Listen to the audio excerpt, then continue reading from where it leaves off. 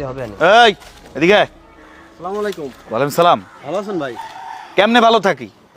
হ্যাঁ, তোরা দায়িত্ব দিলাম আমার সুদের টাকাগুলো উঠিয়ে দিতে। তুই যদি ঠিকঠাকভাবে উঠিয়ে দিতি আমি তো প্রথম 2 রমজানের ভেতরে আমার জাকাত আদায় করতাম। হ্যাঁ ভাই একটু সমস্যার কারণে করা হয়নি, তবে খুব দ্রুত সময়ের ভিতরে আপনার কাজটা করে দেবো। আর কবে করবি তুই? হ্যাঁ, অর্ধেক রমজান শেষ হয়ে গেছে, আমি কখন জাকাত দেবো? এলাকার মধ্যে প্রত্যেকটা বড় লোক জাকাত দিতে দিতে সব শেষ করে দিছে, আমার এখনো জাকাত দেওয়ার খবর নাই। তুই জানিস না আমি সামনের বার আমি চেয়ারম্যান ইলেকশন করবো? ভাই আর কয়টা দিন তো, আমি ঠিক মতো দিয়ে দেবো, সমস্যা নেই। আচ্ছা ঠিক আছে। কিছু টাকা দেন।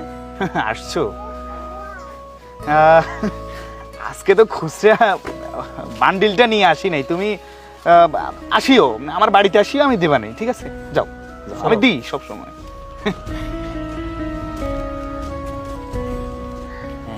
আমি আমি সবসময় কিন্তু দিই, বুঝছেন? ভালো করেছেন, ভালো করেছেন। ছবি তুলবেন, ছবি তুললে কি হয়, ধরে না কে দানটা করলো এটা কিন্তু জনগণ দেখলো, দেখলে কিন্তু আপনারই সুনাম হলো। আমি কিন্তু সবসময় এই কাজটা করি। তা ভাইকে তো আমি চিনলাম না, কে? ভাই আপনি ওই যে জাকাতের কাপড়ের কথা বলছিলেন না? হ্যাঁ হ্যাঁ হ্যাঁ। ভাইয়ের কাছ থেকে কাপড়গুলো নিচ্ছি, অনেক ভালো কাপড়।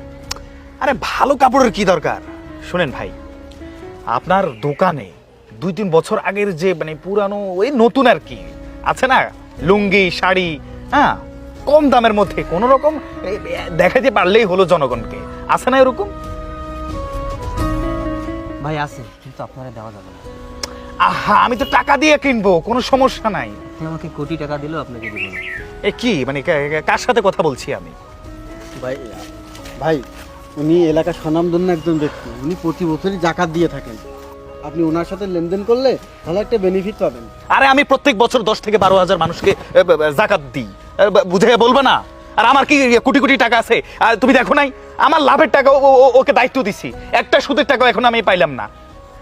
ভাই আমার বড় কোম্পানি আছে, আমি আপনাকে বলতে চাচ্ছি না যে আমি কয় টাকা জাকাত দিই, কিন্তু আপনার সাথে 2 মিনিটের পরিচয় আমি বুঝতে পারছি যে আপনি কেমন দান করেন, কেমন জাকাত দেন, কেমন ফিতরা দেন। ভাই আপনাকে আমি 2টা কথা বলি, আপনি কি মনে করবেন আমি জানি না, কিন্তু আমার এই কথা 2টা বলা খুবই জরুরি।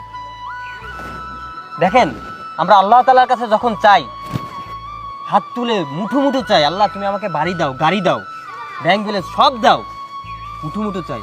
আর যখন ভাই দান করি না আমরা, তখন ওই পকেট থেকে খুচরা 1 টাকার কয়েনটাই খুঁজি।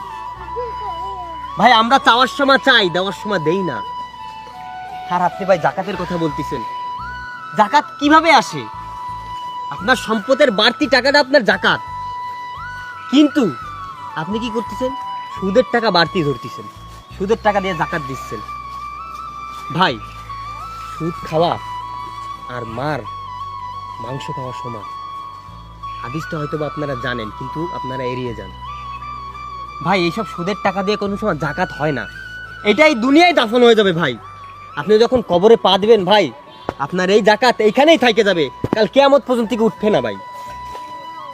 আর আপনি ভাই এত টাকা জাকাত দিচ্ছেন, তাও আবার সুদের টাকায়। তাই বলি ভাই, আপনি যেটা খান, আপনি যেটা পরেন, এমন কিছু মানুষকে দান করুন। পুরনো কাপড় দিয়েন না ভাই, ওটা তো আপনি নিজেও পরেন না, আপনি মানুষকে কেন দিবেন? আর ভাই 1000 ব্যক্তিরে জাকাত না দিয়ে ওই সমস্ত টাকা একটা ব্যক্তিরে দেন, সে স্বাবলম্বী হয়ে পরের বছর যেন সেও আরেকজনকে স্বাবলম্বী করতে পারে, দান করতে পারে, জাকাত দিতে পারে। ভাই কিন্তু এভাবে সুদের টাকা দিয়ে জাকাত দিয়েন না। আমি একটাও কোরআন হাদিসের বাইরে কিছু বলিনি ভাই। আপনি দুনিয়ার পিছে ছুটতেছেন ভাই, আখেরাত আপনার জন্য অপেক্ষা করতেছে ভাই। আজকে মরলে কালকে 2 দিন, কবরে কি হিসাব দিবেন ভাই? এই সুদের হিসাব দিবেন? এই দেখানো হিসাব দিবেন যেসব আল্লাহ তাআলা নিষেধ করছে? ভাই এসব কথা আমি আপনাকে জোর জবরদস্তি বলতে চাইনি, আপনার কথা শুনে আমার এই কথাগুলো মনে আর চাপায় রাখতে পারিনি ভাই, কিছু মনে করেন না, সরি ভাই।